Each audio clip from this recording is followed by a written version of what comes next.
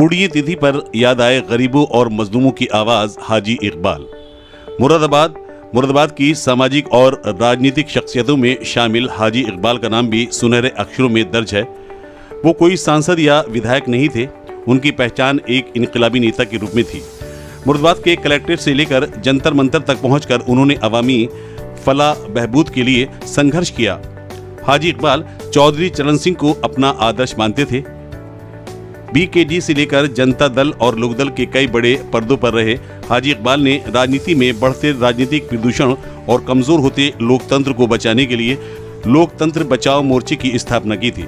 उनका मानना था कि राजनीति में सरमाएदारों की बढ़ती एंट्री ने बुनियादी राजनीतिक ढांचे को कमजोर कर दिया है, जिससे देश और जनता के लिए काम करने वाले नेताओं की उपेक्षा की जा रही है। सरकारी योजनाएं और जन कल्याण के लिए नहीं बल्कि उद्योगपतियों को लाभ पहुंचाने के लिए बन रही हैं और देश में सांप्रदायिकता भी बढ़ रही है। यही कारण था कि उन्होंने राजनीतिक दलों से दूरी बना ली थी और सभी सामाजिक और राजनीतिक लोगों को साथ लेकर वो राष्ट्रवाद और सेवा भाव का माहौल चाहते थे। आज उनकी तीसरी बरसी है। वो दलितों, किसानों, मजदूरों और अल्पसंख्यकों, महिलाओं आदि से जुड़े तमाम मुद्दों को उठाते थे। पीतल मजदूरों और कारखानेदारों के हक में उन्होंने कई बड़े आंदोलन किए। उनको याद कर आज कई लोगों की आंखें नम हो गई। हाजी इकबाल गरीब मजलूम की आवाज़ थे। हाजी तालिब अंसारी मुरादाबाद समाजवादी पार्टी के वरिष्ठ नेता हाजी तालिब अंसारी उनको याद करते हुए कहते हैं कि हाजी इकबाल गरीब और शोषितों की आवाज़ थे। उन्होंने अपना पूरा जीवन आवाम को समर्पित कर दिया था। उन्होंने बताया कि विधानसभा में डिप्टी स्पीकर और उत्तर प्रदेश में मंत्री रहे राम आश्रय वर्मा उनको राजनीतिक संत कहते थे, क्योंकि वे राजनीति में बढ़ते भ्रष्टाचार और उद्योगपतियों के बढ़ते प्रभाव से चिंतित थे।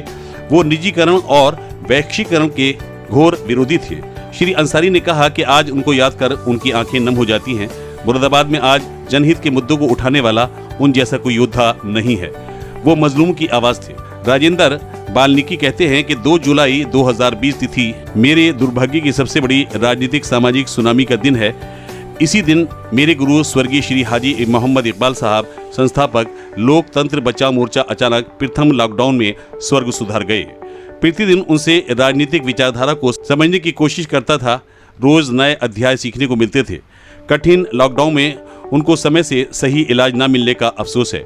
सभी क्लिनिक बंद थे। मुरादाबाद के उनके सभी प्रियजन उनके जीवन की हानि को महसूस करते हैं, जो कभी पूरी नहीं की जा सकती।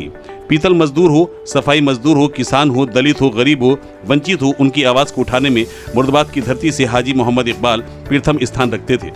आपका जीवन प्रमाणित करता है नेता वैचारिक व्यक्ति किसी विधायक सांसद पद का मोहताज नहीं है।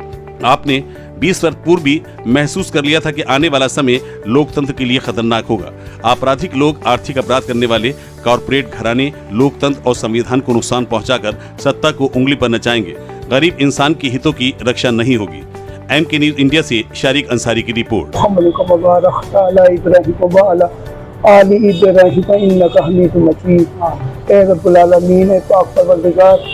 आज हमारे उस्ताद इकबाल हुसैन साहब का जो है बरसी का दिन है। अल्लाह इस दिन की बरकत से अल्लाह उनको करवट चैन और आराम अता फरमा। अल्लाह उनके किए हुए कामों को अल्लाह और उनकी नेक जितनी भी उन्होंने कारकर्दगी की है अल्लाह उनके ज़र्रे को कबूल फरमा। अल्लाह जितने भी उनसे गुनाह हुए हैं अल्लाह उनको माफ़ करते हुए उनके बदले में उनको नेकियां अता फरमा। अल्लाह और हम शागिर्दों को उनके बताए हुए रास्ते पर और उनके नक्शे कदम पर चलने की तौफीक अता फरमा। और अल्लाह उन जैसे तमाम जितने भी सामाजिक संगठन, सामाजिक लोग और दिलों में अपनी बड़ी बड़ी नेक ख्वाहिशें लिए हुए हैं अल्लाह उनको ज़र उनको कबूल फरमा और वो ज़रा हस्ती तक उसको जो है पूरा करें। अल्लाह ज़मीन पर पूरा करें उनको, उनकी हयात में ही उनको ये मौका अता फरमा। अल्लाह हम लोग यहाँ पर जमा हैं, हमारे सीनों में जितने भी नेक काम हैं अल्लाह उनको मकबूल फरमा। अल्लाह मेरे गुनाहों को माफ़ फरमा, हमारे साथियों के गुनाहों को माफ़ फरमा, बेरोज़गारों को रोज़ा अता फरमा, हमारे देश में अमन अमान अता फरमा, भाईचारा मोहब्बत अता फरमा और उनके बताए हुए, हमारे उस्ताद के बताए हुए रास्ते पर चलने की तौफीक अता फरमा। और इसी के साथ मैं अपनी दुआ को अल्लाह के रास्ते में जो है अल्लाह की राह में कबूलियत के लिए आज हाजी इकबाल साहब की तीसरी वर्षी है और 3 वर्ष पूर्व इस देश ने जिस भयंकर लॉकडाउन का सामना किया था, कोरोना वायरस का सामना किया था, ऐसे गंभीर हालात में हाजी इकबाल साहब आवामी खिदमत के लिए अपने घर से निकलते थे और उनकी खिदमत करते हुए ही वो हमें लॉकडाउन के समय इस दुनिया से छोड़कर चले गए। आज मुरादाबाद की आवाम इस बात को महसूस कर रही है कि उनके हक की आवाज़ बुलंद करने वाला मुरादाबाद के अंदर एक ऐसा योद्धा जिसने किसानों, मजदूरों, नौजवानों और इस मुल्क की सालमियत, सुरक्षा और हर तरह के मुद्दे पर बेबाक होकर के जो अपनी आवाज़ उठाते थे, आज वो हमारे बीच नहीं है। हम तमाम लोग उनको याद करते हैं क्योंकि उन्होंने हमेशा गरीबों की आवाज़ उठाई। मुरादाबाद के अंदर खास तौर से ये सनाजी शहर है, पीतल नगरी का शहर है और यहाँ उन्होंने मजदूरों और कारखानेदारों के हक की आवाज़ को बुलंद किया, उनको इंसाफ दिलाया। आज तमाम लोग उनको याद कर रहे हैं कि हकीकत में आज मुरादाबाद का यतीम करके, राजनीतिक रूप से वो यतीम करके चले गए। हम उनको आज उनकी तीसरी बरसी पर खिराज अकीदत पेश करते हैं और दुआ करते हैं कि अल्लाह पाक उनको जन्नत फिरदौस में बुलंद मुकाम अता फरमाए। सबसे पहले तो मैं आज हाजी इकबाल साहब की तीसरी बरसी पर उन्हें खिराज अकीदत पेश करता हूँ और दूसरा, उनका हमारे बीच से चले जाना, अगर मैं ये कहूँ तो मुरादाबाद की एक ऐतिहासिक शख्सियत जो हमेशा के ऊपर अपनी छाप छोड़ने वाले और उनकी एक आवाज पे 10,000 का और 20,000 का शहर में मजमा इकट्ठा हो जाता था। अभी तक जब मैं समझता हूँ मेरी 40 साल की उम्र है, मैंने अभी तक मुरादाबाद में कोई ऐसी शख्सियत नहीं देखी कि जैसी शख्सियत हमारे बीच हाजी इकबाल साहब रहे। वो इसलिए कि वो उनकी जो भी खिदमत थी, बेलोस खिदमत थी, उन्होंने कभी भी अपने और अपने परिवार के बारे में किसी भी तरह का मुतालबा न प्रशासन से रखा, न किसी मिलने वाले से रखा, न नेता से रखा।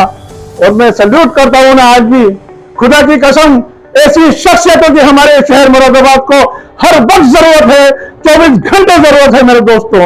और मैं उनका इस बात का शुक्रिया अदा करता हूँ कि मौत तो बरहक है, हर एक को आनी है, लेकिन उन्हें जाने से पहले हमारे बीच अपने कुछ ऐसे जियाने छोड़ करके गए हैं, जैसे हमारे बीच में तालिब अंसारी साहब को छोड़ कर गए हैं, आरिफ मियां साहब को छोड़ कर गए हैं और बाकी हमारे सारे दोस्त बैठे हैं। ये सभी के उनके शागिर्द हैं और मैं भी उनका शागिर्द हूँ और मैं उन्हें सल्यूट करता हूँ इस बात पे कि जिंदा इंसानों को अपना शागिर्द मानते थे और इंशाअल्लाह ताला हम आज कसम खाते हैं उनके आदर्शों पे जिंदगी भर चलेंगे, आखिरी सांस तक चलेंगे। जिन्हें प्रथम लॉकडाउन में हमारे राजनीतिक गुरु माननीय हाजी मोहम्मद इकबाल साहब स्वर्ग से धार गए थे। उनकी मृत्यु हमारे जीवन में ऐसे आई जैसे किसी प्रकार की सुनामी आ गई हो, हमारे पैरों के नीचे से धरती निकल गई हो। कठिन लॉकडाउन था उस दौर में और हाजी मोहम्मद इकबाल साहब स्वर्ग से धार गए। मैं उनको दिल की गहराइयों से बहुत ही मन के साथ ईश्वर से प्रार्थना करता हूँ कि ईश्वर उनको अपने श्री चरणों में स्थान दे और स्वर्ग में स्थान दे। गरीबों की आवाज़ थे, मजलूमों की आवाज़ थे। उनका जीवन ये प्रेरणा देता है कि किसी विधायक, सांसद की आवाज़ बनने के लिए या गरीब की आवाज़ बनने के लिए सांसद, विधायक होना जरूरी नहीं है। आप मजलूम की आवाज़ एक क्रांति के साथ, मजबूती के साथ, ईमानदारी के साथ